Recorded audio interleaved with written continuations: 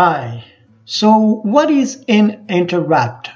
Well, as the name suggests, an interrupt is a process or a signal that stops a microprocessor or a microcontroller from what it is doing so that something else can happen. Let me give you an everyday example.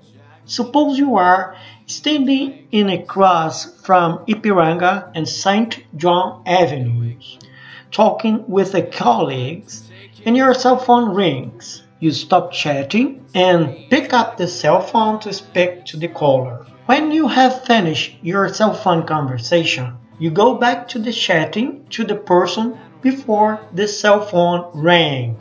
You can think of the main routine as you're chatting to someone. The cell phone ringing calls you to interrupt your chatting, and the interrupt routine is the process of talking on the telephone. This example is exactly how an interrupt causes a processor to act. The main program is running before performing some function in the circuit, but when an interrupt occurs, the main program halts while another routine is carried out. When this routine finishes, the processor goes back to the main routine again. As soon as offered power or reset, the microprocessor points to an address 0 arc or memory orange 0, skips the interrupt vector and continues. Then, at some point, are interrupted by some source. Hold the address on the stack and calls the interrupt service routine. After the interruption returns, indicating by retFIE function, meaning return from the interrupt, the stack is consulted and the address which was when the interrupt occurred is recovered.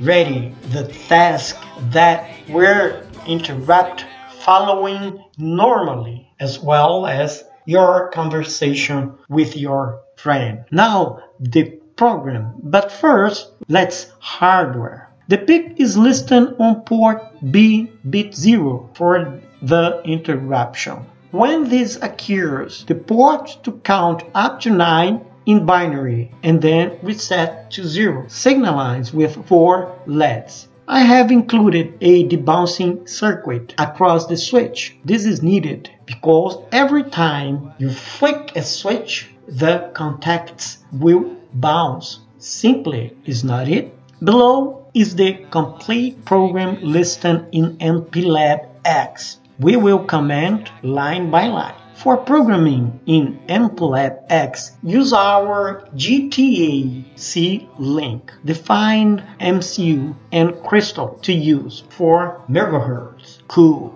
See now the configuration bits. Oscillator selection bits. XT. Watchdog time enable bit. Off. Power up time enable bit. Off. MCLR pin function select bit on. Brown out detect enable bit on. Low voltage programming enable bit off. Data EE memory code protection bit off. Flash program memory code protection bit off. Use generate button like this. Easy again, is not it? Define page memory and a variable like this. The first thing we need to do is to tell the PIC to jump over the address where the program counter points to where an interrupt occurs. We need to set up our 2 ports. Remember that as we are using RB0 as an interrupt pin, this must be set up as an input.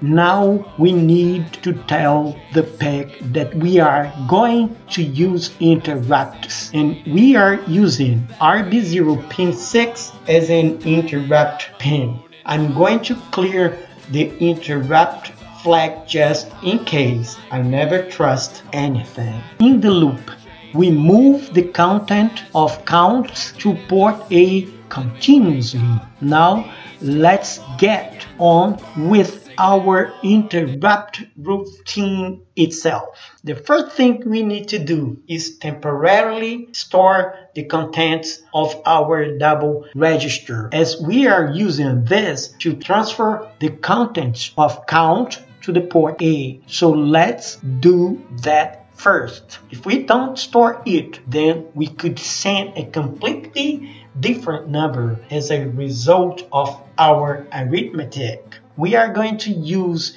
a variable called count to store the number of switch counts. So our program is almost written. And for finish it, we need to tell the PIC what to do when an interrupt happens. In this instance, our interrupt is going to be the switch S1. What we want the PIC to do is add 1 to the variable count each time the switch is closed. However, we only want to display the number of times the switch closes from 0 to 9. Next, we want to do a check on count to see if we have gone past the value of 9. The way we can do this is to subtract it from 10. If we subtract a larger number from a small number, a carry flag will be set. This flag will also be set if the numbers are equal. Now we know if the value of the count is 9 or more. What we want to do now is, if count is greater than 9, put it back to 0. Otherwise, go back to the main program so that we can send it to port A. The bit test file skip set command. As you know, we will skip the next instruction if the carry flag is set, for example, count equal 10. All that is left to do now is put everything together, compile the code, and load it to the PIC. See now the simulation in Proteus. Every time you turn the switch on, the LEDs will count up in binary from 0, 0, 0, 0 to 10, 10, then back to 0, 0, 0, 0.